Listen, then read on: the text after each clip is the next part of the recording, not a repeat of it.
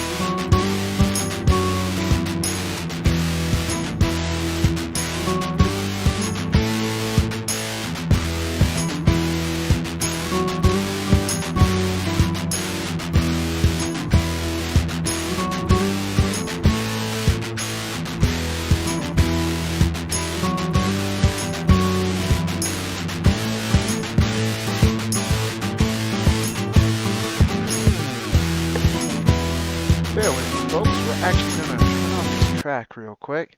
Looks like we are not connecting to YouTube, so what the hell? Give me a minute and we'll double check that that's correct. Looks like we are connected here. Give me a second while I confirm. Very odd. Very odd. Looks like it's fine, but yeah, looks like it's fine. What the hell? So 1 second, folks. We're going to go ahead and just switch on over to here for a second. I'm going to mute my desktop so you guys can't hear it. Let's check.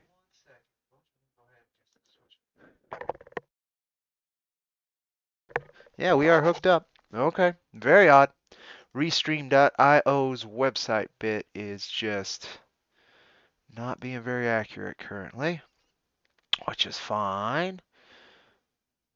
Yes, okay, now it says we're on. All right, I need to reset it. Well, Periscope still says we're offline, and that also is not true.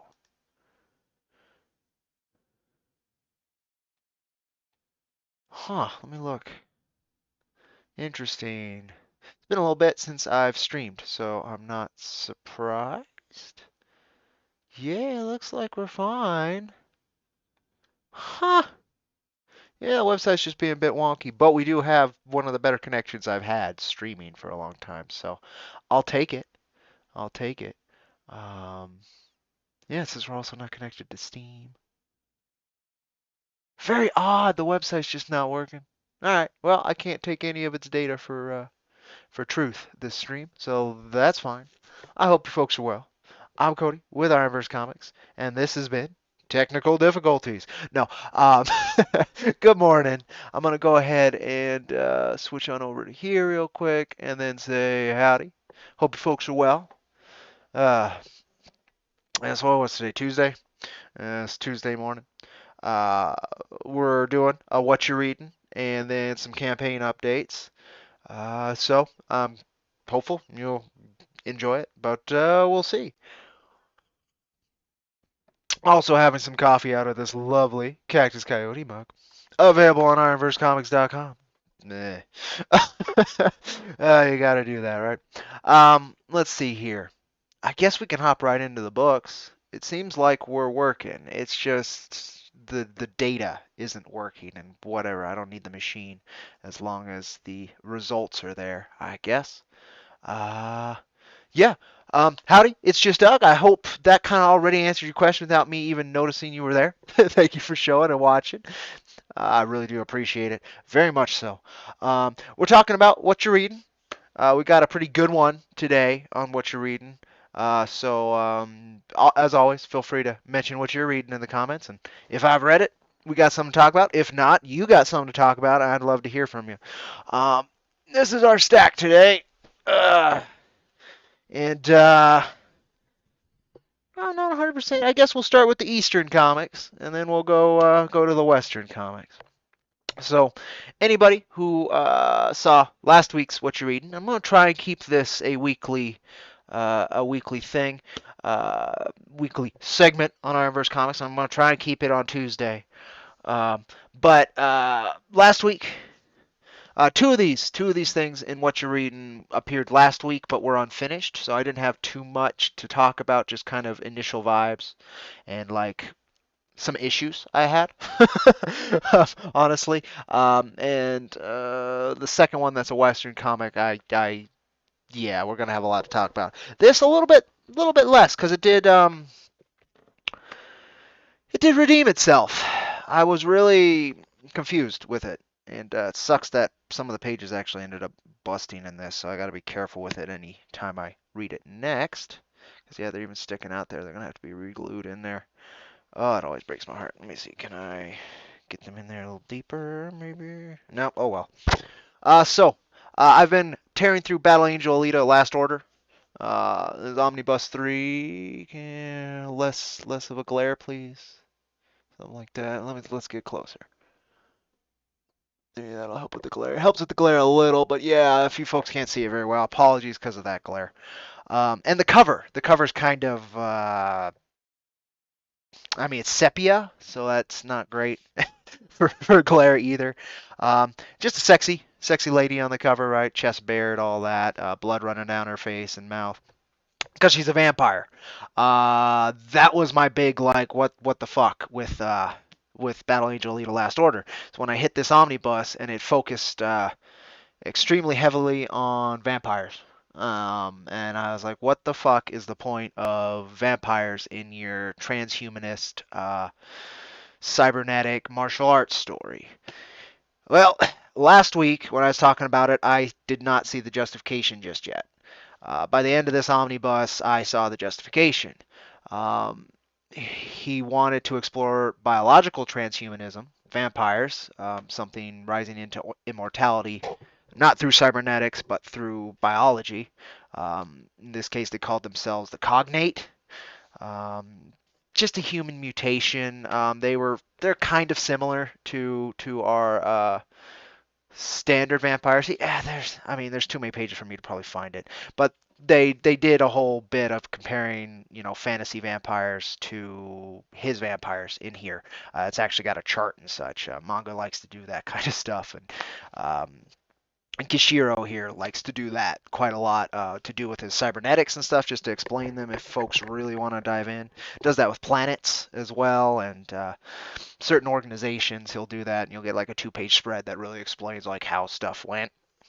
Um, I didn't really need that, so I kind of skipped over it. But they're not as hurt by sunlight. Crosses don't do anything. Uh, but they still die very similarly. Um, the point of it, though, was that these vampires survived the fall of man, the original fall of man, when we blew ourselves up in this. And then they're spending the apocalypse just hunting the final few humans, drinking their blood, and hoping to stay alive as long as possible till they're the last things on Earth. And that goes on for a while. Um, the female vampire in here, you're introduced to her in this through fighting Alita in the Zot tournament, the Zenith of Things tournament, which is a galaxy-wide, well, it's not galaxy-wide, a solar system-wide tournament to prove superiority is what it is, between the different planetary governments and alliances and governments and alliances in Alita Battle Angel. And basically this whole Last Order has to do with that Zenith of Things tournament. It's the justification for a lot of the action, a lot of the politics, a lot of everything in here. And she, the female vampire, who maybe her name's in here, that would be great. No, it's not on the back, and I do not remember her name, sadly. Um, we get to see her story because she survived into this new version of humanity that's all transhumanist, the Alita Battle Angel humanity. If you had started the movie or watched the movie or had gone through the original manga, that humanity. But there was times before that, and they talk about that and how it led to it. It's a lot of world building. Last Order is a shit ton of world building in Battle Angel Alita's universe. That's all it does, really. It progresses Alita a little bit and it explores transhumanism, but it's just making this massive world. Beautiful art. Um, it comes down to get closer and then up, down a little. I mean, that's one of the reasons you read this is his art's incredible. His action is just wonderful, and his emotional beats are just extraordinary. It comes down to very long story short. It comes down to these two vampires and their opposing thoughts about humanity. One was a knight, one of the first vampires. He was a crusader who then thought he was chosen by God to be the deliverance of humanity, to kill everything, to be the apocalypse, and to observe the apocalypse. And then his wife, who's the lady on the cover and who we see survived into Alita's time frame, uh, she kept a little bit of love for humanity still in her, and that comes to a head. And wonderful fight sequence and discussion of those opposing views from immortal standpoints. Right, that was the bit. It was again this transhumanist idea, but again biology instead of mechanics. Uh, well, instead of metal mechanics, biology is still basically mechanics. Um,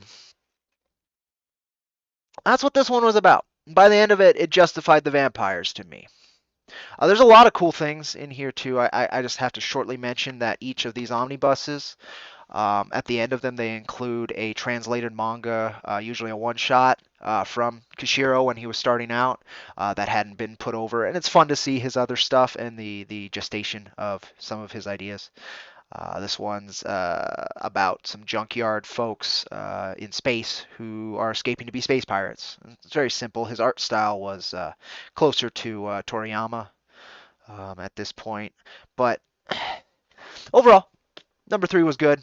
And that was the main thing was this vampire battle, and it took me a long time to see why he wanted to throw in vampires. But by the end of it, he likes to wander. Kishiro likes to wander, so you'll get like this big thought piece that doesn't seem very justified, and then it'll wander somewhere else, and then it'll come back full circle, and then be justified, and then he'll start wandering again. That's what this did. And by the end of it, it was wandering again, but it helped set in motion why the government in Alita's time is how it is. It set in motion this vampiress and who she is, and she's carrying something very important to, or was carrying something very important to the future. Um, it explained how she received it, how important and integral she was to the foundation of what became Battle Angel Alita's government. Uh, and why society existed again, basically, from blowing itself to hell and being in bunkers, Fallout style, to actually having a society again and building into space, and then coming all kinds of awful biological experiments and other forms of transhumanism, also trying to upgrade spiritually, space karate's all cyborgs. I mean, he explores a lot of crazy stuff. But yeah, Volume 3 was mainly those vampires. Didn't make sense to me until the end, and then by the end it made perfect sense and it worked very well. So that was very cool. That was the Omnibus Volume 3. Definitely check these out. They're good reads, but read the original first if you get a chance to. The original's better, It has a lot more movement to it. This one again wanders a lot, but it's all think pieces. It's all think pieces. All right, so that's that omnibus. This one, which is 4, I got through this one super quick. So that one took me a long time to get through because the wandering didn't really feel like it had a point, so it was kind of a slog for a while. And it didn't involve Alita for most of it. It was this flashback story with this vampiress and her tale. So I wasn't as absorbed and took a while to get through. It took 2 weeks instead of this, which took maybe 3 days. Uh, uh, this one, which I really like the cover on this one compared to the previous cover. Um, there's a reason she looks like that. She is in cyberspace at that point, dealing with the AI that runs all the background stuff for the Zot tournament, as well as most of humanity's like functions throughout the solar system. Um, uh, the vampirist was carrying this thing called the Fata Morgana. Um, Arthur in the Round Table is King Arthur in the Round Table, the Knights of the Round is a big like thematic thing with how humanity came back from destruction, and it was put into cyberspace in this AI that could predict the future, but they're not sure if it's predicting the future or actually making the future. And that still hasn't actually been solidified by the end of this. And I don't think it will be because it's fucking quantum mechanics. We don't even know kind of how that shit works. Um, but she gets a hold of this by defeating that vampirus in the Zot tournament. And what it is basically the choice to turn off this overarching AI that has been predicting the future or creating the future. Uh, the main bad guy in this is this spiritually aware yogi who's got a bunch of, I think he's got 3 brain chips, and that's a big deal in the original Alita Battle Angel.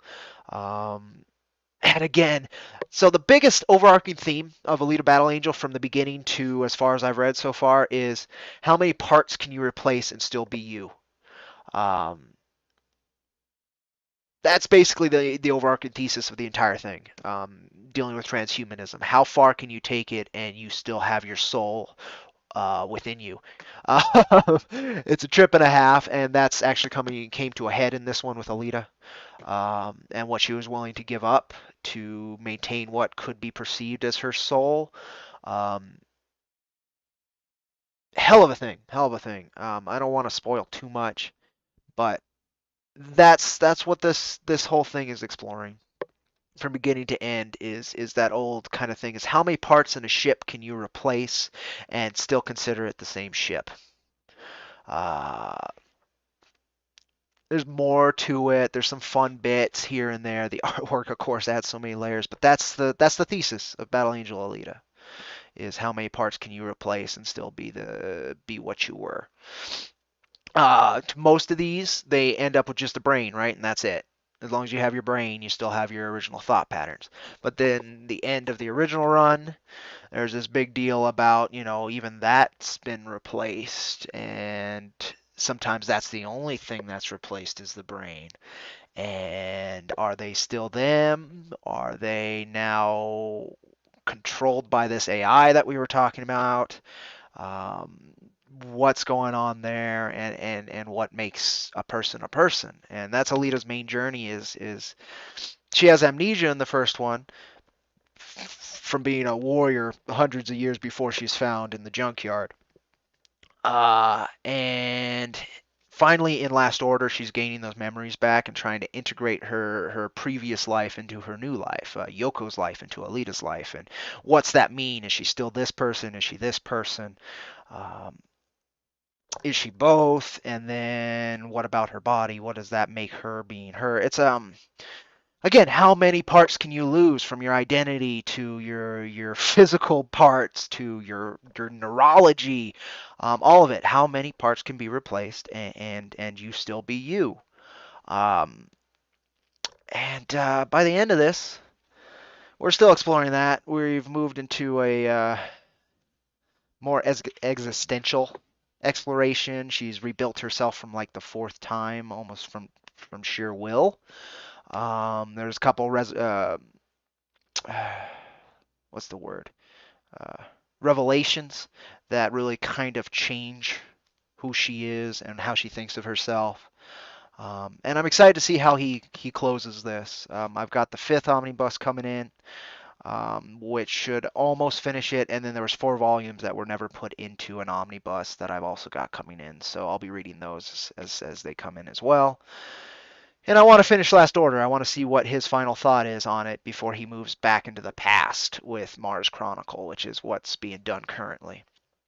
Uh, Really, that is the entire thesis of Alita Battle Angel, though, and it's an important one, um, because we all kind of need to change and grow as we go, and most of us won't be as completely changed as this transhumanist exploration does to these characters, but it allows you, some perspective, and it tends to err towards as long as you can accept yourself, you're you, as the answer. That seems to be it between these two, and I appreciate that answer. Uh, hasn't finished yet, but that seems to be it. I mean, she's got a freaking cat tail by the end of this, however. And I don't know what he was doing with that. He's like, now she's a cat girl. All right, all right, buddy. She doesn't have the ears. I'll give him that. But man, very worthy reads from the beginning to this. Definitely recommend it. Uh, Yeah, honestly, there's a reason why the series has been going for so long, even though the ending just ended so bravely in the first series. It just fucking it called it. It was like, I'm done. Very rare mangaka does that without, being canceled first. Uh, and they brought him back like they do with Toriyama every fucking time, but Toriyama's seat of his pants. Here's this arc, here's this arc. Oh, now you want me back? Okay, here's another arc that I didn't really expect, but it'll work. And he does great work from the seat of his pants. This seems to have been planned out with what the thesis is supposed to explore, and he continuously feeds into that while wandering, I guess, what interests him. And what he thinks will reinforce the idea by the time it comes back full circle.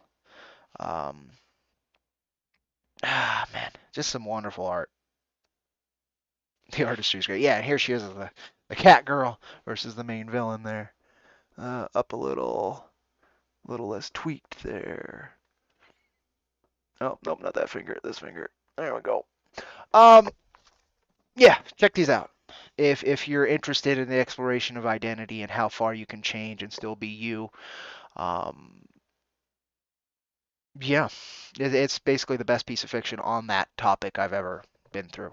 Period, from the beginning to Last Order so far. We'll see. Mars Chronicle is kind of looked at from the fans in a couple different ways.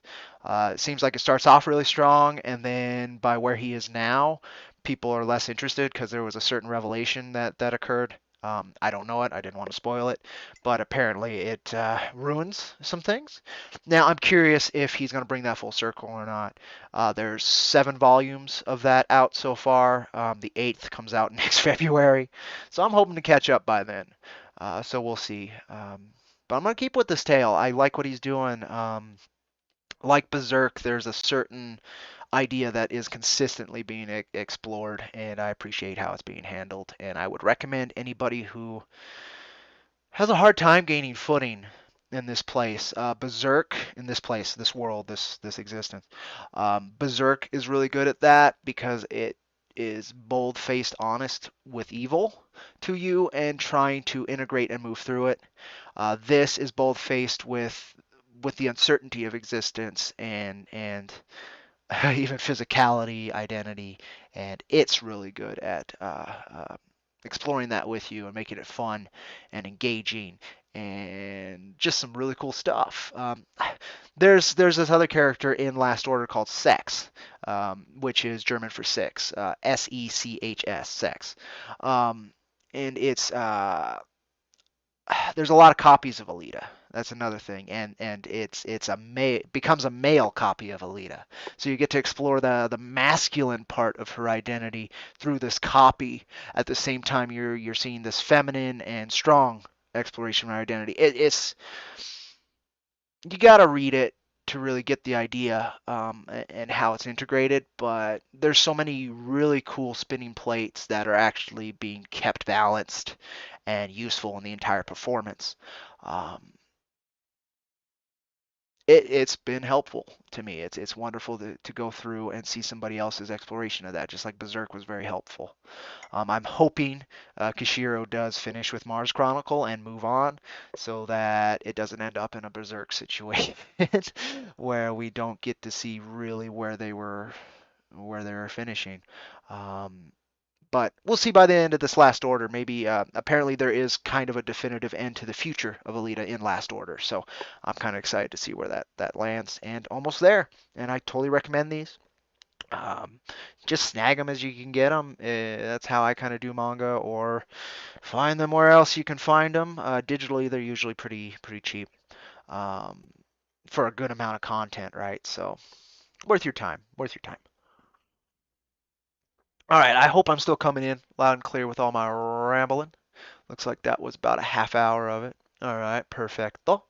We're gonna move on to. Do I want to do the single issue? Yeah, let's do the single issue that I literally just read before I started this stream because I wanted to have something else that's kind of a very different genre, much less serious than these four things, four other things. So I always and will continue to boost picking up Grooves when you find Gru. Check out Gru. If you need breathers in comics, if you want to be reminded of fun and artistry in comics, Gru the Wanderer is always great. Um, some are stronger than others. Last week, I think I talked about one. Kind of weak. It wasn't that funny. The story was fine, but it was a fun read. It was still levity, and it was still carried itself well from beginning to end. It didn't feel like a slog. It just wasn't as much of a hit as some issues can be. And a lot of these are self-contained, right? So as long as you don't pick up an issue one of blank, then you get a great little story for hopefully maybe even in the quarter bin, right? Um, this one, as you can see, all the ugly folks that surround Gru, um, was about a village, which Gru had visited in a previous issue with a bunch of ugly people. Turns out they were under a spell that turned them all ugly, but Gru doesn't know that. He's a dumbass. That's his whole bit. Is he's so confident and very strong in battle, but he is dumb as a post, and he always causes more damage than that he can. He always causes more damage than was there when he was asked for help or tried to help. That's always the bit. So he's notoriously like this whirlwind of bad luck in this world. Um, and this one was just back and forth with him trying to save this village, thinking that originally when he came through, they were ugly, right? And he shows up in the village and they're all staring blankly, but they're beautiful. Everybody looks great. And it turns out, so he keeps coming back and forth. His buddy, the bard, tells him about what's going on and that his warrior, the Conan of this world. I forgot his name already. He's a big, brave, strong warrior. He's the actual hero of the universe, Gru's universe. And that's his village. And they had been through it again, and they were all ugly. And Gru didn't know that was a spell, so he thought the village was originally like that. So he thought when he got there after he was asked by the bard that they needed help returning from their beautiful blank stared form to their ugly form, to be returned to what they were. Um, as the reader, you know that that's not what they were. They were this pretty thing, but they have now this mental spell that's kind of keeping them blind. And so it's him continuously going back and forth to this witch he knows who can break these spells. And a kingdom where he keeps having to get chess pieces for the witch, and she eventually ends up with the whole chessboard. That's how many times this back and forth happens. Because Gru uh, keeps returning to the ugly, and then the Conan hero, the actual hero, keeps showing back up, trying to cure their minds and seeing them ugly. So he has to use the one spell fixer cure he has to cure their ugliness. So that happens 32 times until the whole chess piece, the whole chess set is at the witch, and the Conan heroes beat to hell, having to get the potions again and again. He comes back at the final. Both of them come back at the final with two potions. Finally, it takes them that long to learn that maybe if you want to restore it, you should You should take the extra step, right? 32 times it took him. And I don't know. The comedy was great. Per panel, the comedy and the wordplay was just excellent. This one was written really well. The timing and the wordplay, and just how stupid Gru can be, and how that's played through confidence to make it even funnier. Just wonderful. I always recommend picking up some Argonis Gru. You'll see what comics are kind of about. There's plenty of darkness and heavy themes and exploration and stuff like that, what we just talked about. This is a fun tale um, to take you away for a little bit and give you a few chuckles. And I think that's just as important, if not more so, in some cases. And as always, it ends great with Gru actually turning everybody ugly, including the Conan guy, thinking that that's what they asked him to do and what he was restoring them to their normal selves. But instead, he undid all the work the main barbarian did. And it ends as it usually does, with Gru being chased out of town. Definitely worth a read. I really enjoy this series so much. Brings a lot of levity, and just how he writes. Sometimes it can be more miss. Again, like last week's issue was a little more miss than hit. This was hit per panel. It wasn't even per page how good it was. It was per panel.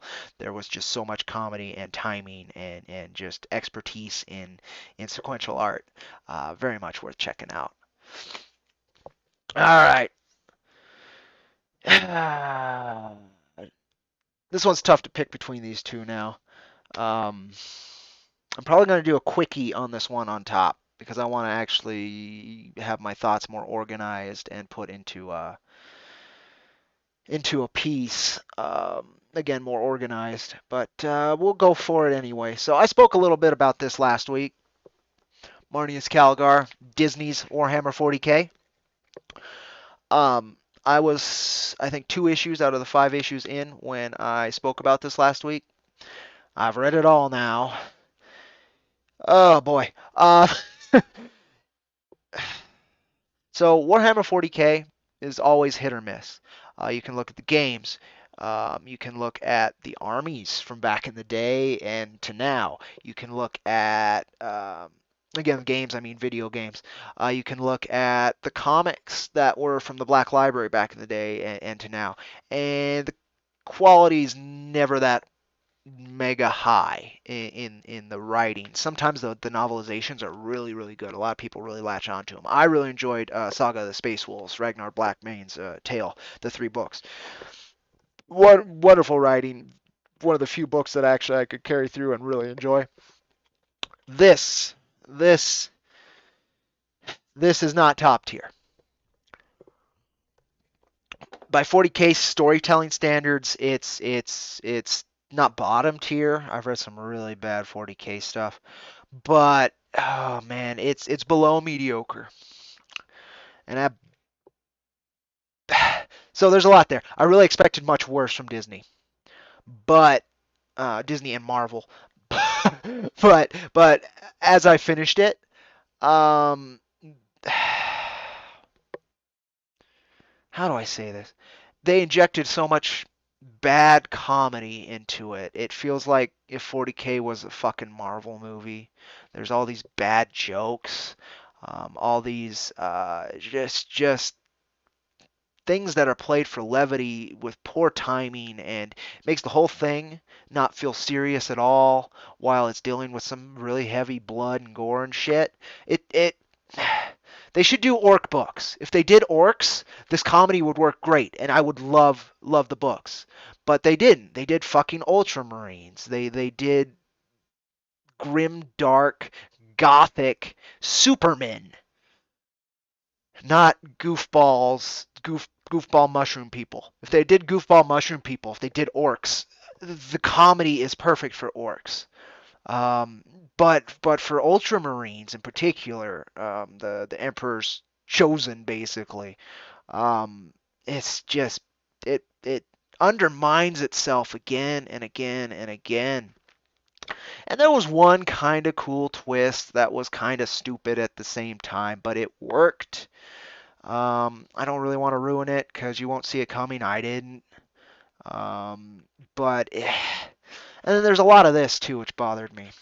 So as a 40K fan, I don't need this. As somebody jumping into 40K, how it's presented, you don't need. It's not how it should be presented, but it's there. So you have the lore, and so you're not lost. There's a lot of this stuff. Entire pages dedicated to just info dump, which is what lore books are for. It's what diving into 40K a lot of the time is. But in this comic, it really fucks with the pacing. It completely annihilates it. I mean, look, there's two fucking entire bits there that are just blank. That's a quarter of the page that's just not used. A third of the page, in fact, that's just not used.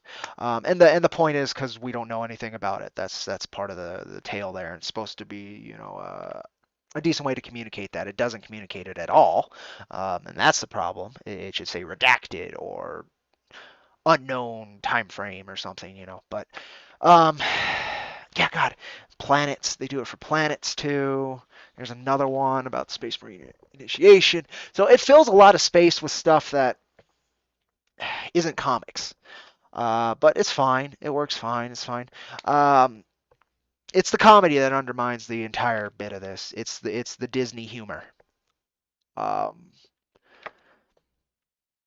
the same humor presented from the orc perspective would be fine.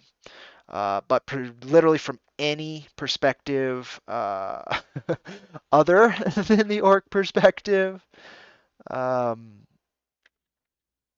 it just undermines 40K as a universe. Like there's only war. The humor's not there except for the orcs. That's the entire point. Became the entire point of the orc species was to give some levity and some honesty and have one species who actually likes and exists in this universe and it loves it. It's the best thing ever. Um, Calgar is supposed to be this serious chapter master. He leads one of the most powerful things to ever exist in terms of military might.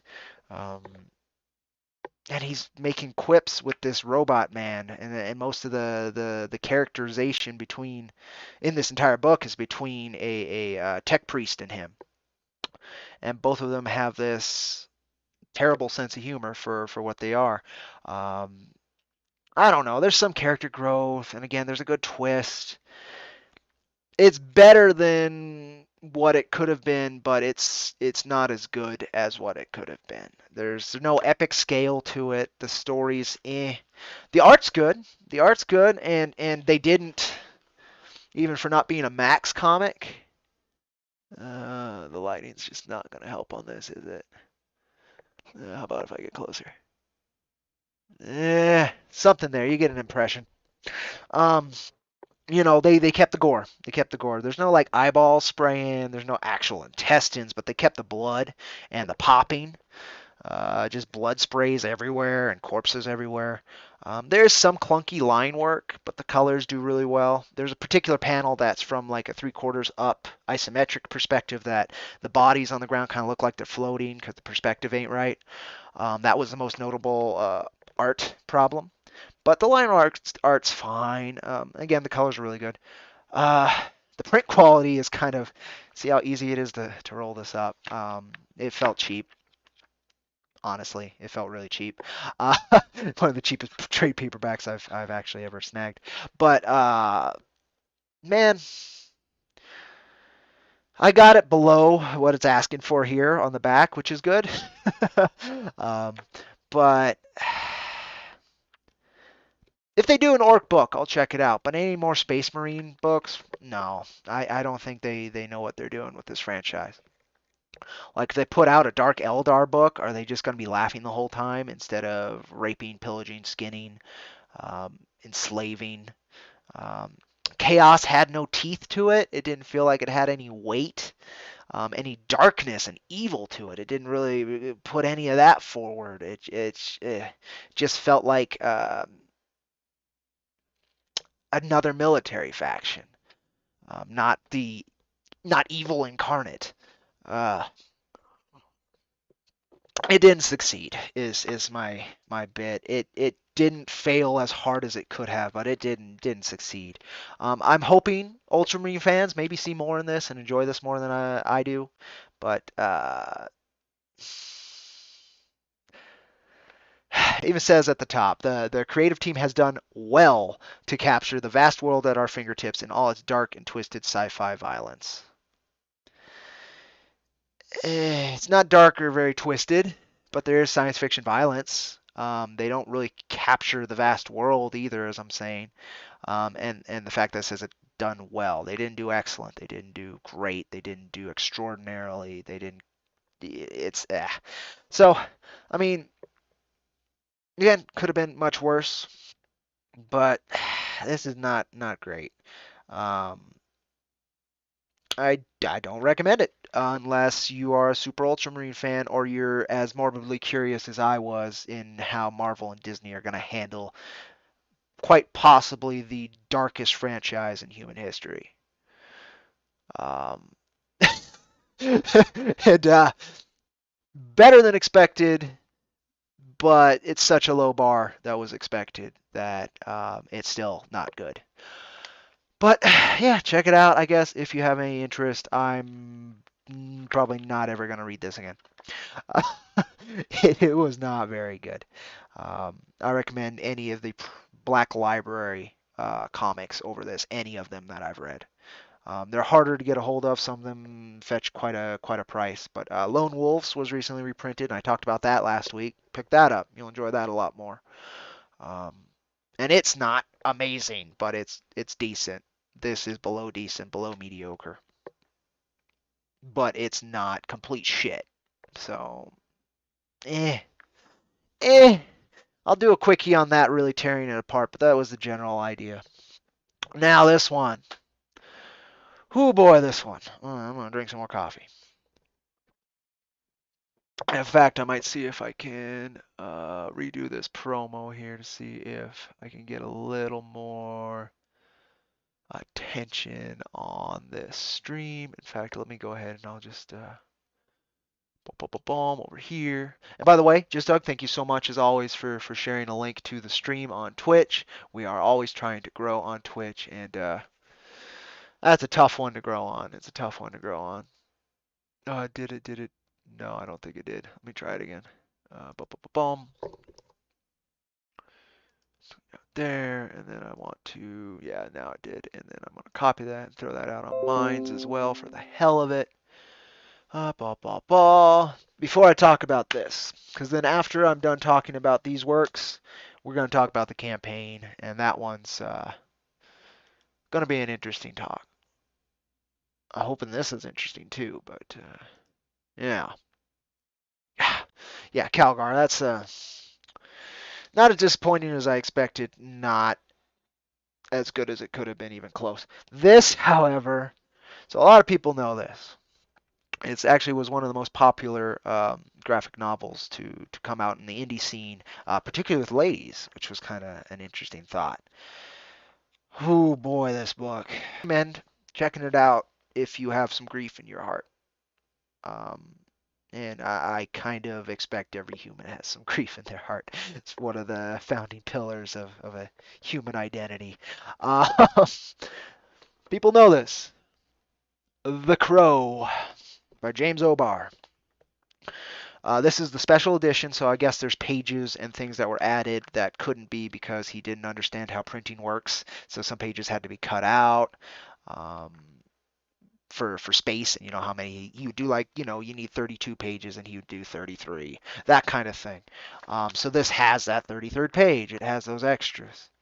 And this is a crazy pastiche of poetry and of sequential art. And holy hell, it's not as dark as I expected. It's a love letter to death. I mean, it's if you have any goth inclinations, this is your fucking graphic novel. But yeah, it's that the love in all of this darkness is crazily communicated, and then even when the real shit hits the fan, which I expected it to wallow to really drive home how horrible things were, it doesn't wallow. It presents it honestly, quickly, and then moves forward. I really did expect the darkest moment, the thing that makes The Crow to really have been overdone, and it wasn't. It was wonderfully understated for the horror that occurred. Um, and there's just moments like this too. And it's a beautiful love story in a lot of cases, and just trying to figure out how to let go and get vengeance. And there's this pencil uh, work that's just gorgeous, pencil charcoal work on the inks, and then some are just really heavily inked. Like a lot of the love scenes in the memories, he does this vibe where it's got that charcoal look, and then you'll get during the more violent and such exchange, you'll get this more cleaner but still very dirty, very indie inking work. It's such a pastiche. Again, it's just so many different things to communicate one idea of this horrible grief and the love that still exists within that grief. There's some bad storytelling in some cases. Some very like there's a point where he kills a pawn shop owner to get the ring of his ex back, ex fiance, dead fiance, and the cop that shows up, the talk there, like the cop flips so quickly, it's a little awkward. I get what it was trying to do, and it actually becomes important later, but it was a little forced, a little forced. That's probably the worst part of the storytelling. And again, I was very pleasantly surprised that he didn't linger on. None of the violence lingers. None of it. It's very gruesome and very quick, and then it moves on. There's no affection for what he's doing to these evil people. Like the Punisher has a lot of affection for what he's doing to these evil people. It's not communicated because of how cold he is, but he likes the horror and the violence. The Crow, he just needs to do it to move forward, and that's communicated very well. Um, the love, the sorrow, the grief is communicated wonderfully. Um, again, if you're going through grieving, this is a good read because it get there's a lot of these books, a lot of these stories that try and give you, and maybe not even try to give you, that the artist was trying to find footing.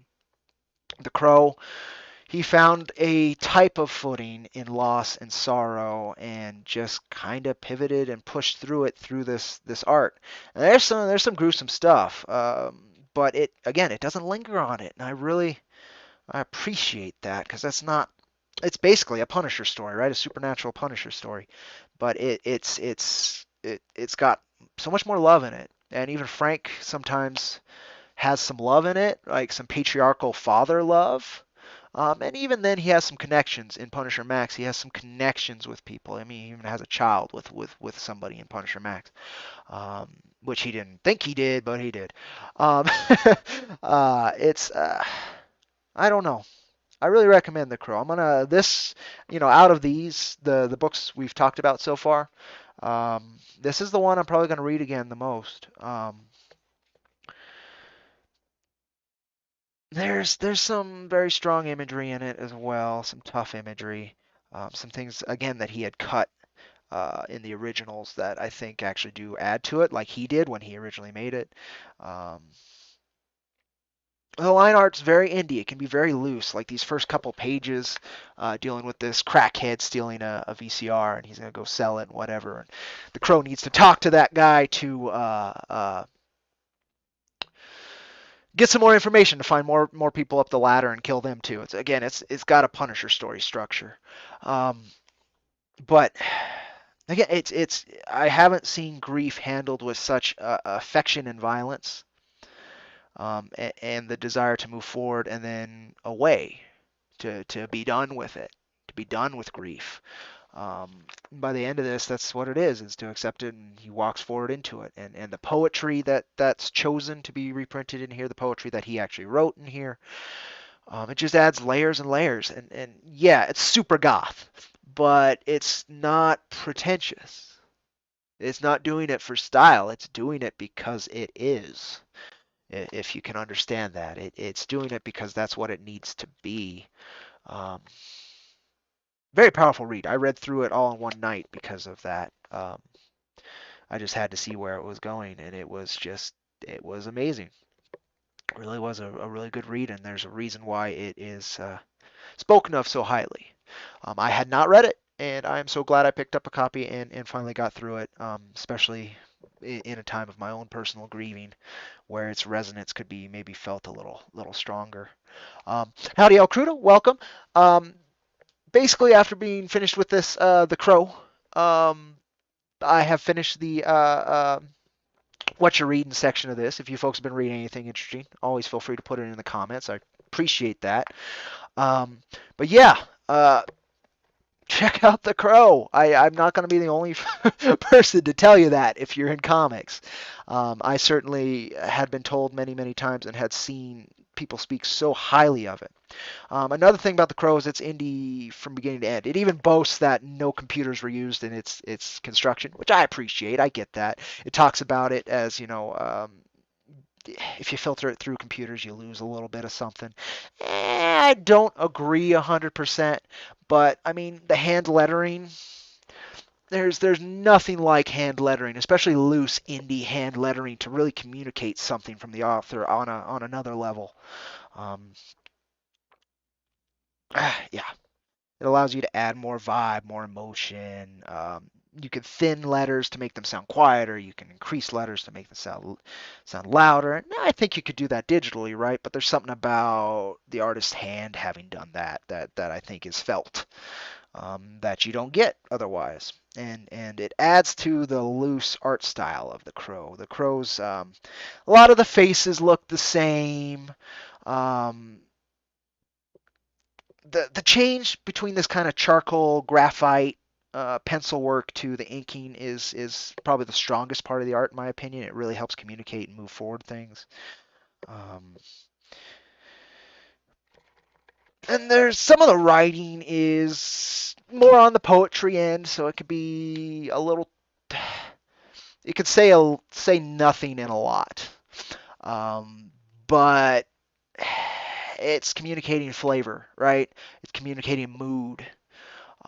So it's not saying nothing, but it is not concise, and that can throw off a lot of works. This work isn't thrown off by it because of how well it communicates it. Whereas, like, that's my main problem with most novelizations of anything, most novels, is they're saying very little and a lot. And that's why I like comics so much, is you can say a lot in very little. This was able to play with that, and it's just an exemplary fucking piece of independent art. Again, faces a little sketchy, but the action's good, the perspectives are good. He plays with his strength throughout the whole thing. You get your pretty lady, but you also get your blood and gore. You get your broken hearts. You get your moving forward and affection. That he doesn't lose himself in his own death, even though he's this dead man. It leaves entire mystery on what the fuck the Crow was, because he should be dead.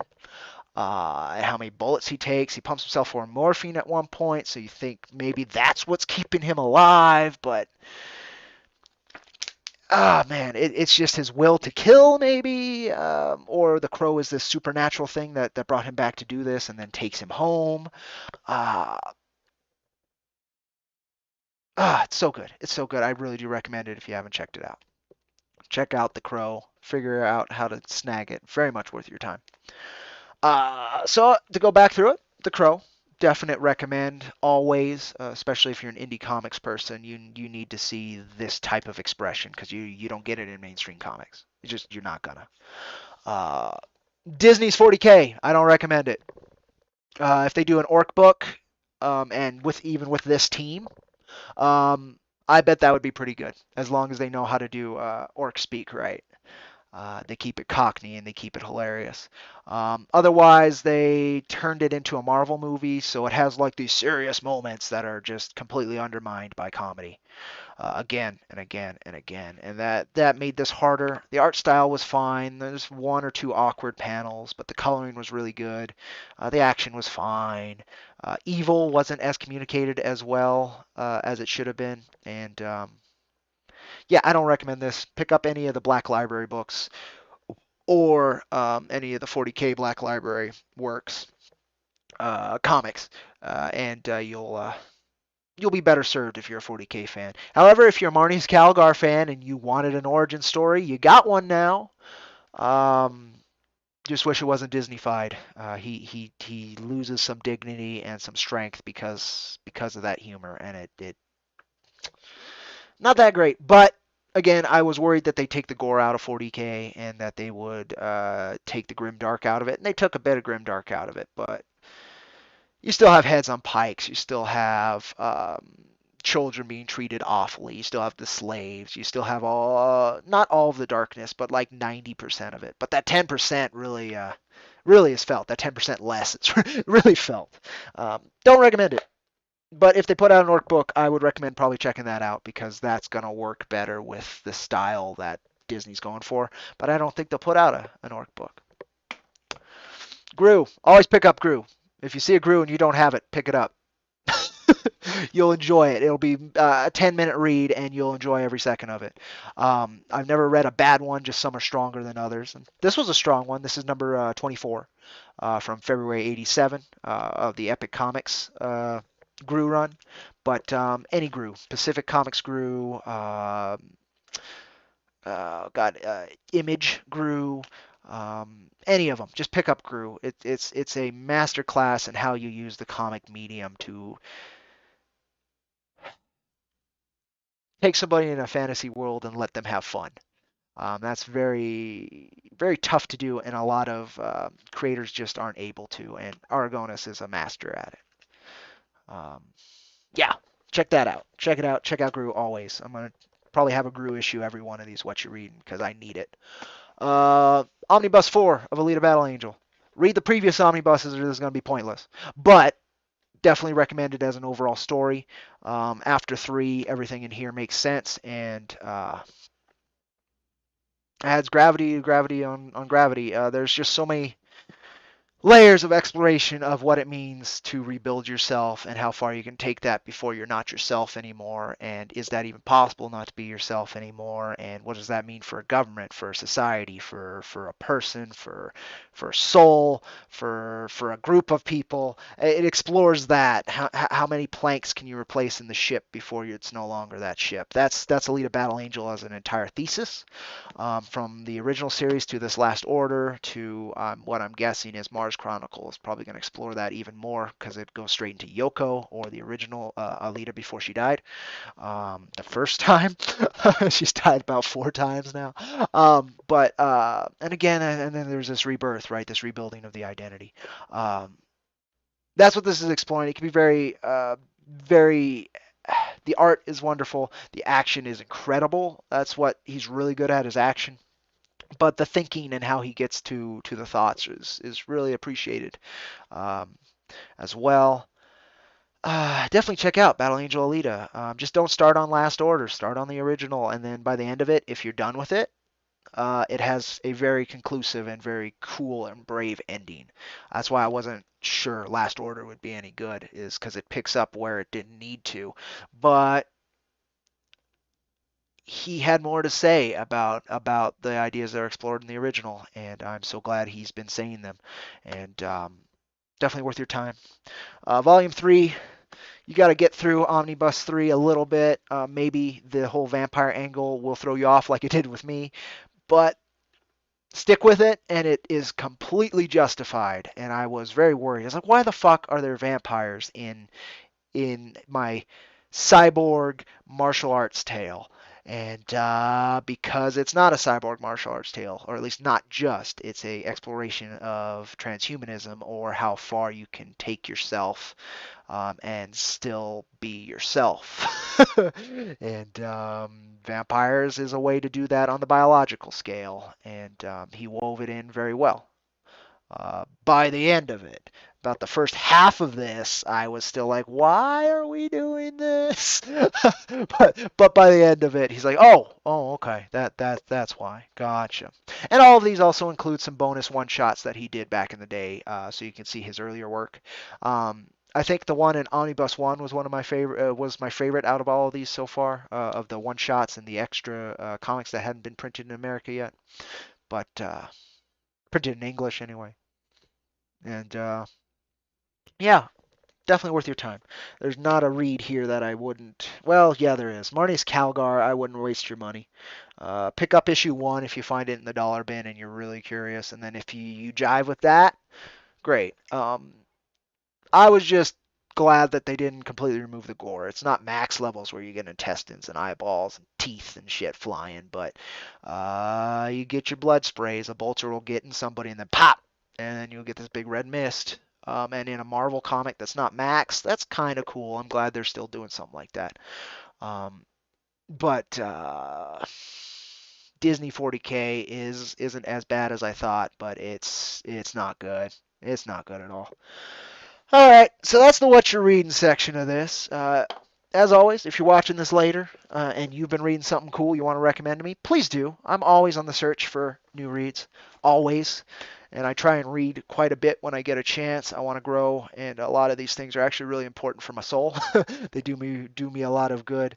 Alita Battle Angel has done me a lot of good. Gru has done me a lot of good. The Crow did me a lot of good.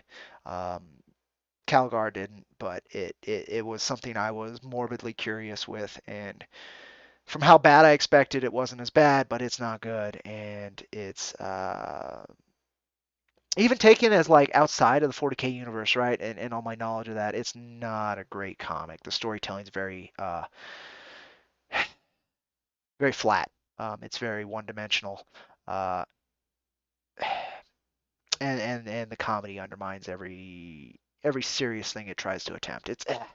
It's not good. It's not good. All right, folks. So that's the what you're reading part.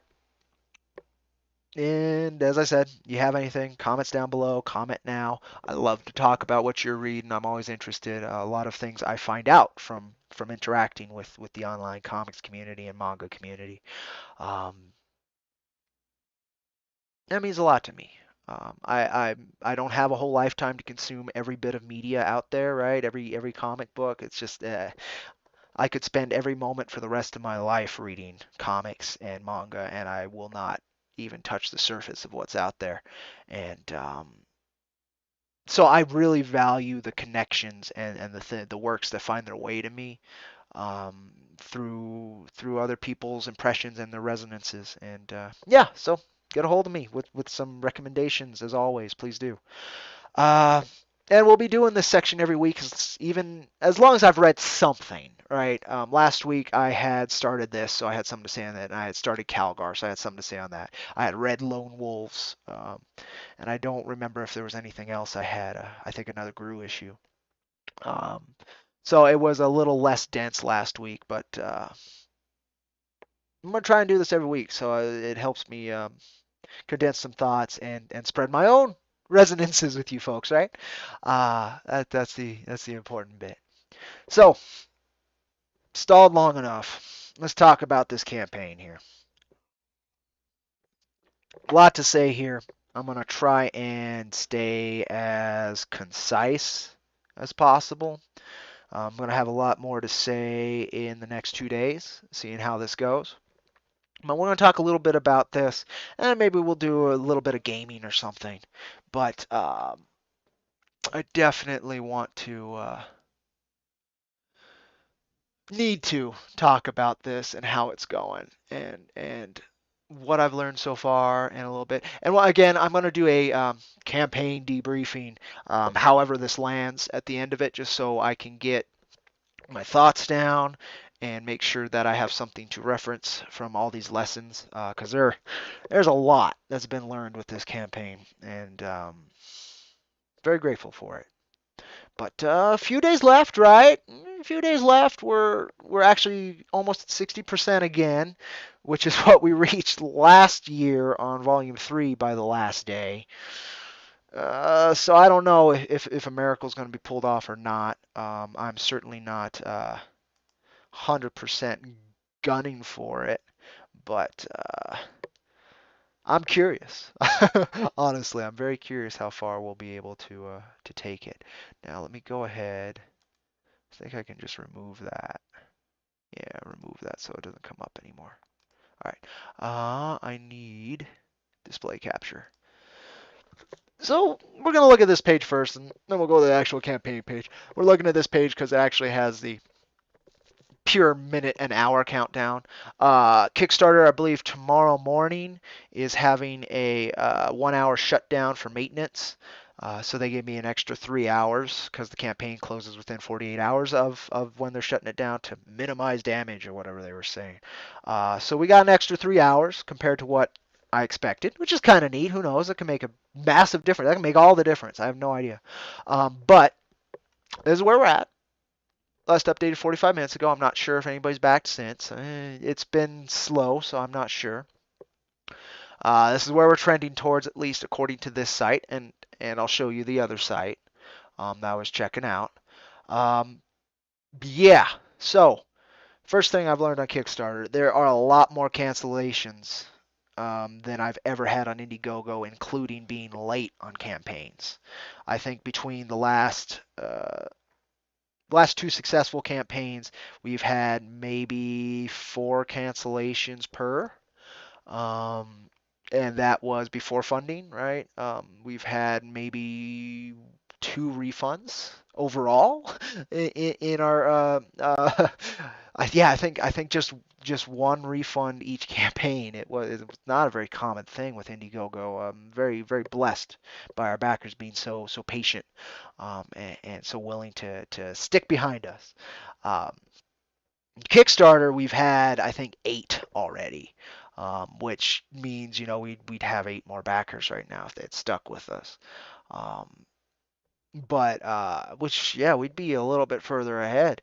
It's a trip to watch that, so I would lose a lot of ground, and then I'd maybe just make that ground back that day. Like I'd lose a bunch and then make it back, and then the next day we'd lose and then make it back. So we had stalled a few times because of that.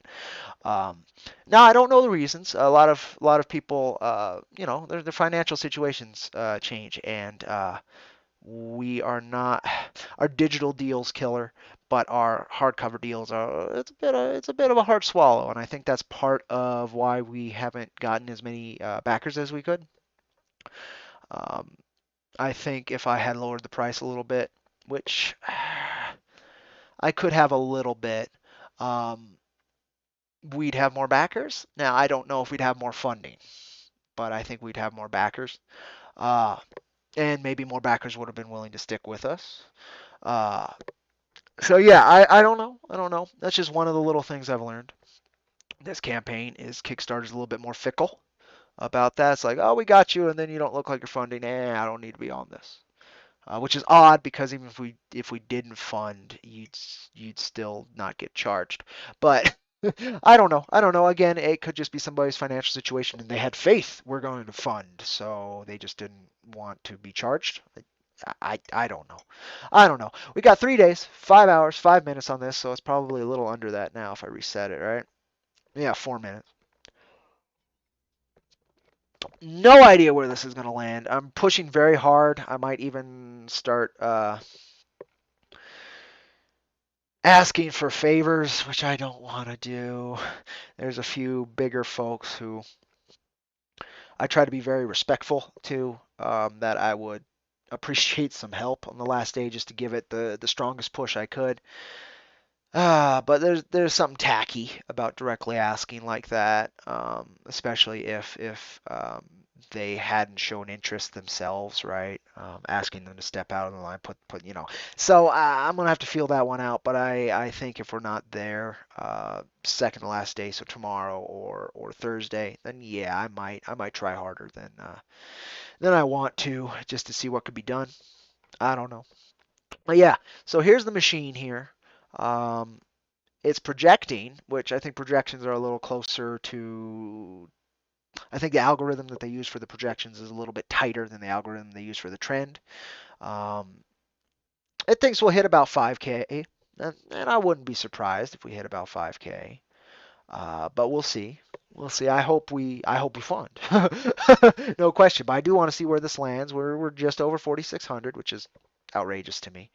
um, Especially with all the factors considered, new platform, the fact that we hadn't finished delivering the prior campaign, um, Those are the main two factors, to be honest. The fact that we're on a new platform that nobody knows and a lot of our fans already don't want to support, and that we hadn't finished delivering, so fans who might have supported this, even though it's on Kickstarter, but hadn't received their books, they're not going to put more money into us, and I don't blame them. But our goal and our hope was to reach new fans, which I think we did do. I think we've actually taken as a community outreach campaign. Um, we've been successful. Um, I would say about 80% of the backers on Kickstarter are new people, um, which is awesome. So hopefully they'll maintain interest even if we don't fund. And maybe they'll back issue 4, or maybe they'll snag some of our issues on Wicked Publishing. But there's a lot there. So inferior platform than Indiegogo. I don't want to get into that talk because it's not to me that's not true. They both have their pluses and negatives. And I don't think either comes out much on top. I would say Kickstarter does simply because it's the original gangster. There's a lot more motherfuckers on that platform, so there's a lot more chaotic potential on that platform than Indiegogo. But I don't like that Kickstarter doesn't charge up front. I don't like that Kickstarter doesn't give you pledge pictures, tier pictures, so you can actually show people what they're getting, or at least add an extra layer of salesmanship to each tier. I don't like. There's a lot of things I don't like. GoGo, I Kickstarter. There's a lot like their community outreach. A lot of that I don't like. Like there's a survey you have to take that what box can we put you in so we can see whether or not we want to support you. Oh, that aggravates me so much. They don't want to treat anybody as an individual. They just want to look good. Indiegogo doesn't have any community outreach. They will bury campaigns that are funding or even almost closing under campaigns that are closed and not funding anymore, that have been closed for 3 or 4 years. Those will appear in the results above campaigns that are funding. When you're looking for things that are funding now, that site's not run from a technical standpoint all that well. And both of them have their political camps that don't like us. I'm just going to say that much. We are not going to get the support, the passive platform support from either of these platforms that some projects that say the right things and do the right things will, and that's bothersome because it's not based on merit, right? It's based on those other factors, who you know, and that's how life is. I'm not saying it's not fair. I'm saying it's just shitty, and that's okay. That's okay. We've been able to swim these waters anyway, right? And again, getting over 100 backers, getting over half our goal on platforms that are, if not actively against us, passively ignoring us. And I think that's cool. I think we're showing that we can stand on our own feet wherever we go in some form. Now, are we as strong as we could be? No, but is impressive. It's impressive to me. I had no idea how this was go. This was a shot in the dark to try and prove that we can do something professionally and quickly and concisely, and to see if we could reach another audience. We have reached another audience. It's not as big as I had hoped. We can still prove that we can do something constructively and quickly, but we're gonna move on to issue 4 after this, however it goes. So we'll see. We'll see. But yeah.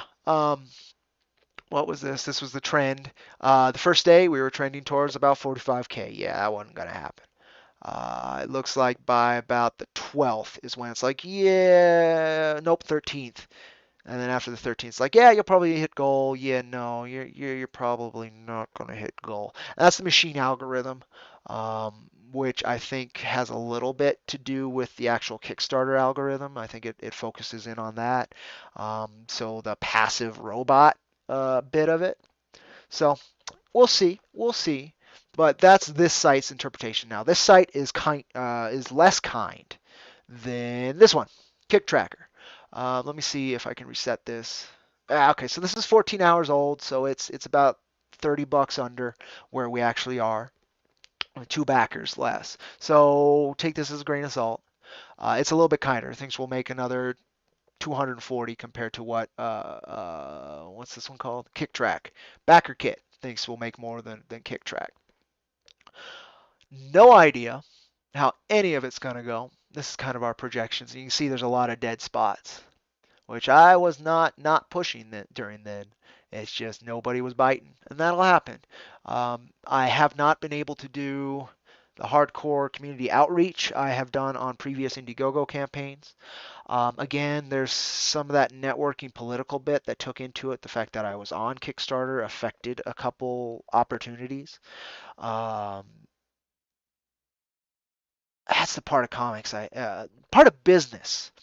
Comics, I don't think it's part of business is a part of comics, but comics are a part of business, right? So it's the business end of it I don't like. But you have to learn to swim those shores anyway. Uh, so yeah, I'm very curious. We need about another 100 backers. So we are halfway there, but we need about another 100 backers in 3 days. Very possible, 100% possible, but I don't know how likely. I'm gonna push as hard as I can. This stream is part of a push. Um, I don't have any other bigger platform streams. Like I have not been able to hit any of those this go. In fact, all of the streams I have been able to hit have been smaller than the one you're watching now, which is great. I love communicating with folks, and I love being a bit of a boost, right, myself. But when you need a boost, that's not always the most helpful, but it's something. So I took what I could receive. Um, so yeah, I don't know. I don't know. I'm lucky I had today off to be able to do this. Here pretty soon, I'm gonna be doing 7-day work weeks for hopefully, honestly, a few months, up to 4 or 5 months. So it's gonna be a lot of hard work on my end. I'm gonna be beat, but keep pushing. As I gotta push. This year's all about finding grounding and pushing. For me, anyway. Finding some strength.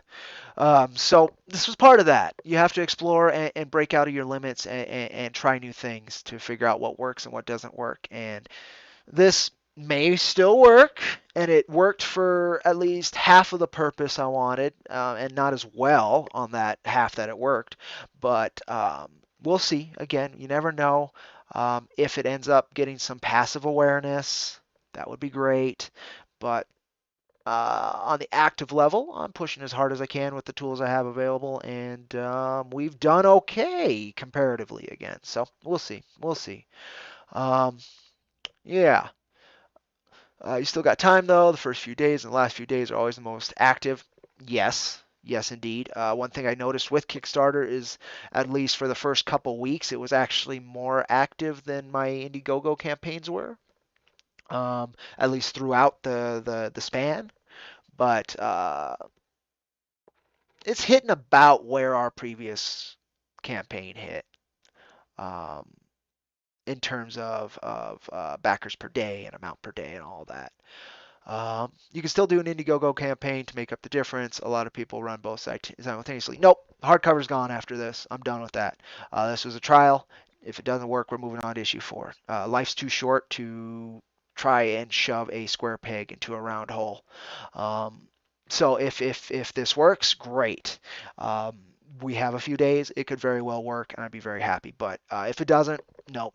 We're moving to Indiegogo for issue 4 as our original plan was. My goal was to set up this platform so that every 3 issues we could move to a volume on Kickstarter, and then that would be our business model. Is we do the floppies, and then we'd collect 3 floppies into a volume. And then after the volume, we use some of the extra funds from the volume to fund the next set of floppies. Um, Theoretically, if everything went through and we actually made extra money, that is 100% a great way to have done this. Doesn't look like that's going to be a possibility. Um, There's a lot of factors. To be honest, my artist kind of let me down this campaign. I've been asking for weeks and weeks to get a cover done, and he kept saying, "This week I'll get it done. This week I'll get it done." And here we are, 3 days left, and nothing. So that pissed me off a little bit. I think if we were able to show some new original art, particularly of the new cover, I would have had a marketing angle to really push, and that one hurts. Honestly, I was let down. Um, but rolling the fuck on. We'll see. I mean, if he still gets the cover in on the last day, I'll use it. But it's unlikely and bothersome because it was going to be a good paycheck for him as well.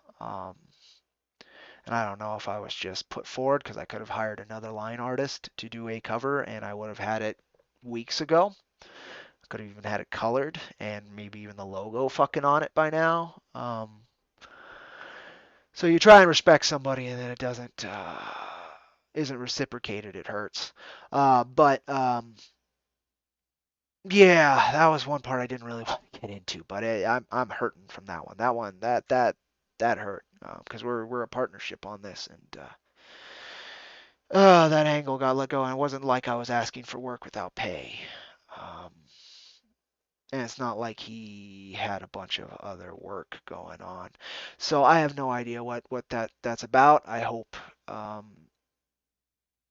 I think and where I'm coming from, I think it's justified whatever these stalls ended up being and why it was handled, how it was handled. I am very hopeful that there is decent justification for it. But yeah, since the beginning of this campaign and even a month prior, I have been asking for time for this line art, just so I have something new to promote and attach to this. Because it's incredible line art and the ideas behind the covers could be incredible, but here we are, last time, last few days, and nothing. So um, that's something I'm gonna have to deal with and confront here soon enough. But yeah, so we'll see. We'll see how that pushes forward. But that's another factor here is that we had nothing new to show. Um, and not on my lack of attempts. Maybe I was too patient, but we'll see. But yeah, there's no indie make up the difference. It's not how this works. This closes, we lose all the money if it doesn't fund, and I'm not going wasting another month trying to push this on Indiegogo. Um, I'd rather just move into issue four's production because the artist is probably going to be more enthused about that um, than he was with this cover art. Now, I don't know if that's true. And again, I'm going to have to talk to him about this because I don't want to have to find another artist for this work. He's incredible and he has done so much to define what Jack Iron Steel Cowboy is. So I don't want to do that, but you need to move forward and push forward. And if he's not on board enough to actually allow us to, then he's extra weight. And it would be hard finding a rapport with another artist. But we're at a point where we're moving to a new arc, and doing so it would suck. It would suck very hard, but it wouldn't be the absolute end. So at least at this point, if we do it in the middle of the an arc, it's a little shittier. So I'm gonna have to talk to him about it and see how that goes. Because yeah, I it broke my heart a little bit this go. Could have really used that leverage and we didn't get it. Um, and again, the justification if I was asking to do it without pay and not, I was willing to pay what we always do for our covers, and it's above industry rate, and it's so yeah, I don't know what that's about, but yeah, we're not gonna do an Indiegogo campaign for this. This is ideas done. If we hit issue 6, we might try this again with a volume, a volume one that's issues 1 through 6. That would be 100, almost 200 pages, which means the price of the hardcover would go up significantly, but there'd be a lot more content to it to justify that. So we'll see. We'll see. But yeah, that's kind of where we're at with this. I'm a little heartbroken on my own team's level. I am extremely grateful for the backers that have come and have been supporting us on this interesting endeavor. I'm grateful for the lessons we've learned so far, and I'm excited to see what the next couple days bring. I would love to end above 5K. I'd love to end funded, but I'm not taking anything for granted. I'm just trying to make sure I learn as much from the experience as possible so I can continue forward and integrate those lessons and make something better and more deserving of folks' support and ongoing support. We've got some amazing supporters at IronVerse Comics, and I mean, our day one on this campaign showed that, and our last day of the previous campaign showed that. We've got crazy cool folks. So I have no idea where this is going to land, but I'm grateful I'm able to do any of this. It's a dream come true. The fact that I can learn by trial by fire. That's the only way I learn anything. I'm terrible at study. I'm terrible at theoretical applications. But you put me in the moment and you give me something to do, even if I don't know it, I usually can figure it out. And this has been interesting. Um, Again, final day, I might pull out some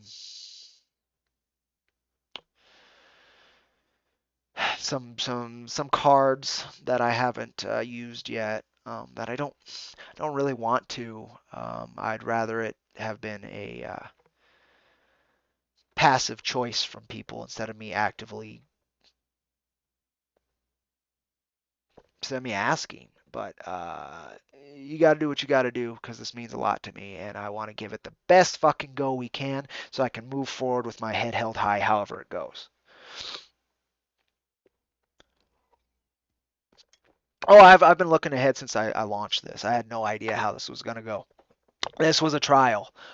This was to see if I could leverage all the lessons we've learned from our Indiegogo campaigns to provide something professional and much quicker with no actual art production time. All we had to do was have the cover and get the book put together and then have it printed within 2 months, and you guys would have had it before the fall. Or would have it before the fall if we fund. And the digital would go out within hopefully a week or two of us funding, or at least me receiving the funds. Still a possibility. The game's not over. But it's another hard go. It's another hard go. But I've learned. I've learned, and I wanted to try Kickstarter. I wanted to see what that would do. I wanted to see what all of our work could do to leverage and push on a new platform. Did pretty well so far. Could do better. um, and yeah, again within my team that particular disappointment hurts. So that's why I really sound down is because I was let down. At least so far. Again, maybe I'll have some line art tomorrow. Man, I even asked just for a thumbnail. Ah, man, that one hurts. That one hurts so bad. But things come up in life, right? And maybe that's just what it is. I'm a big believer in timing and in things happening when they need to happen. And who knows with that particular angle of this whole attempt. But I'm gonna have to find out. So I'll go from there, however this lands. Um, but yeah, no. I'm moving forward already. We've had the issue 4 script ready and sitting with the line artist since last year.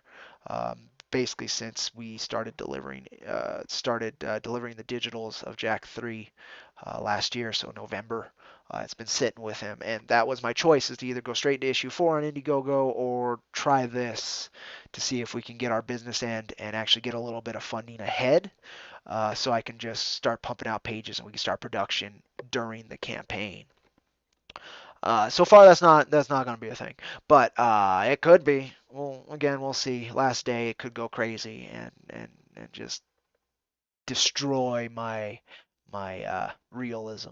I'd love to have a dream and imagination and glory break my realism, but but we'll see. We'll see. Um, but yeah, that's kind of where we're at in this. I'm gonna post this video as a campaign update, um, just to engage with the folks on Kickstarter, remind some folks that yeah, there's only a couple days left if you want to help us spread the word. Cause let me show you something. I think I can show you easily enough. Oh, well, the names aren't gonna really matter. We're here. 54 converted followers. So this is the project followers, like the people who have went to it and just said, ah, yeah, remind me about it. And so only 54 of those folks are on here, right? So if we got just the rest of these folks to back on the last day, we'd get really close, if not actually hit it. So that's there. That's a possibility. Some folks do wait to see whether or not it's going to fund before they back it or see how close it is. And we're doing better than we've done. These are all these sources. It's funny if you look at all of this stuff. I've actually passively grabbed a lot more backers than, and that includes this actually, than yeah, I don't even see. There it is. Recommendations. Two folks through Kickstarter itself. So it's all been my and push, right? Three folks there. Those are the only five. Yeah, so five backers passively through Kickstarter. Every other one has been a direct reach out from me in one form or another, one platform or another. So either our project didn't speak to folks or it was not being shown to folks. I can't tell you which, but I have my suspicions. I'll tell you that much. Especially since I was dumb enough to answer one of their surveys with my truthful and blunt attitude. That was probably dumb, but fuck them. I hate to say that, but like if they're gonna play those kind of games, I'm gonna tell them fuck you. But anyway, of course, the reward popularity. I was actually really impressed with how many digitals we've gotten. Um, that is our best deal. We've got 6 issues worth of comics going out to you folks. 64 pages of Cactus Coyote, almost. It could be 104 pages of Cactus Coyote. Um, in addition to the 96 pages of Jack, in addition to two other bonus comics from Dan Sacro of Mythoverse and Matt Reese from Ideal Comics. They offer some extra comics, which is so cool of them. I've done that a few times myself to help folks, and it's nice when that returns. Um, but yeah, no idea how this is gonna go. But yeah, you'll see just real quick, red, red, red, red, red, red. Those are all the adjusts are all actual cancellations. So that's been interesting. There's a few bits of the data collection on Kickstarter I like a lot better than Indiegogo. Like this whole bit, I like a lot better than Indiegogo's end of it. But they've had more money and time to work on it, right? Um, but yeah, so that kind of covers this. A little over 3 days to go, just a little over. We need about 110 more backers, specifically hardcover backers, to get this done. Very much possible. Likely, I don't want to speak to it. I think it's very unlikely. But we've done crazier things. But I don't expect a miracle a year. Let's tell you that much. This year has been a lot of kicks in the teeth for me, so I would not be terribly surprised if this is just another one that I need to get back up from and learn from. So we'll see how it goes. We will see how it goes. I'm very hopeful. Um, and again, yeah, we'll see how it goes. That's the update part of this. We did the what you're reading part of this. Let me go ahead and go back to here. You folks can look at my glorious mug while I get this done. Where is the standby? It should be right here. Oh, all right. And I just got to check out a couple other angles here, see how it goes. Do, do, do, do, do, do. None of that matters. Nope. Nope. It's really nice. It's very kind of them. Do, do, do,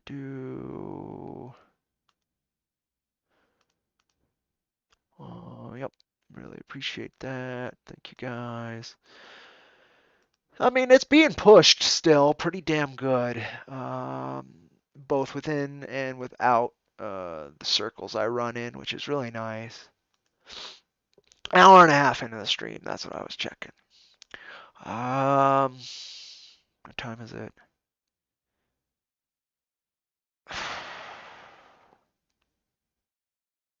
Might have to call a stream because I still have to head to town, do some shopping, and I really dread that. I hate shopping these days. I've always hated shopping, grocery shopping in particular. I don't like people. That probably isn't helping with the campaign much either. I've become even more recluse this year for a lot of reasons. Uh, a lot of reasons. But I've become less recluse in some, like right here. So I don't know. Um, I try to forestall judgment as best I can because at the end of the day, when you judge something, you put it in a box that it could never fit in. Um, you can't comprehend every angle of anything, in all honesty. But you can get pretty good. You can get pretty close. But at the end of the day, there's too much chaos out there. Um, but yeah, I'm not looking forward to that these days. It's a little bit better now that the fucking vax is out there, but it's still weird and it's still uncomfortable, and I still don't trust people not to be assholes. So yeah, okay. So I think that does cover it. I don't have much else to say. If folks have any questions while I'm here, I'm happy to answer them before I take off. Otherwise, I really do appreciate your observation, your comments, your engagement, and you. I appreciate you. Um, just Doug, you've been here for so many streams. I really, really appreciate that. I've done so many. I mean, there's hundreds of hours on this on our YouTube channel that was barely seen, and it's nice to have that something here when I'm streaming. El Crudo, thank you for showing up. I don't know if you're still with us, but thanks for saying what's up. Always happy to see you, brother. It's been too long. We do need to talk again here soon. I'd appreciate it. And vice versa, I need to get a hold of you. Nicholas Mueller, check out Demon Hunter Raven. I think you can look that up, Demon Hunter Raven, on Patreon. Today is one of the last days you can get ahead on his Patreon and get a hold of the remastered issue number 1. I've reviewed issue 0 and issue 1 on IronVerse Quickies. Shit ton of potential, a lot of little things I think could have been done better. So I'm excited to see what and how he does them better. So I recommend checking that out if you're interested. I'm not sure what level tier you get a hold of the physical and if there's a digital tier. No idea. But check out his Patreon. I really do recommend that. On my end, IronVerseComics.com has all of our stuff. Um, all of our links. And we try to be everywhere and we try to do as much as we can.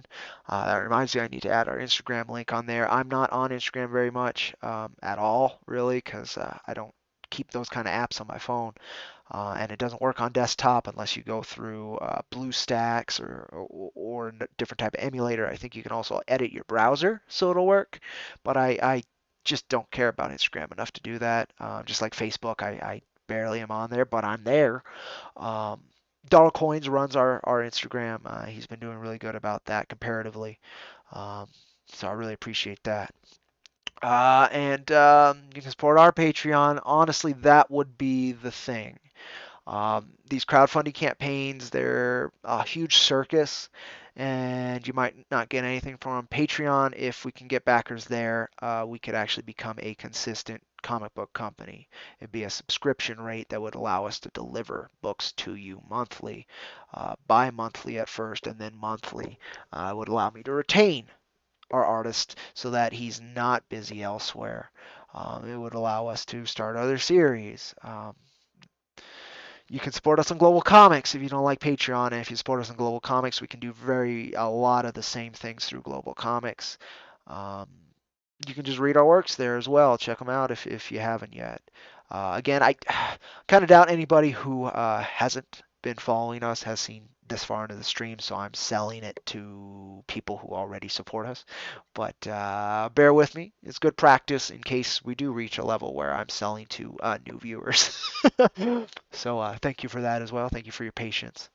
Um, and yeah, as just Doug said, he likes what we do. Thank you so much.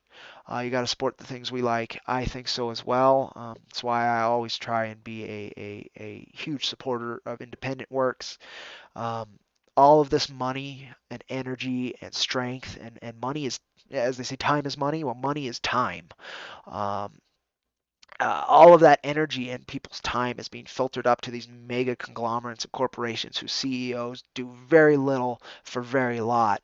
And all of that extra money that's going to those people could be supporting other indie projects, could be funding a new artistic renaissance on Earth, for God's sake. And it instead is being sucked up into these heartless bureaucrats. And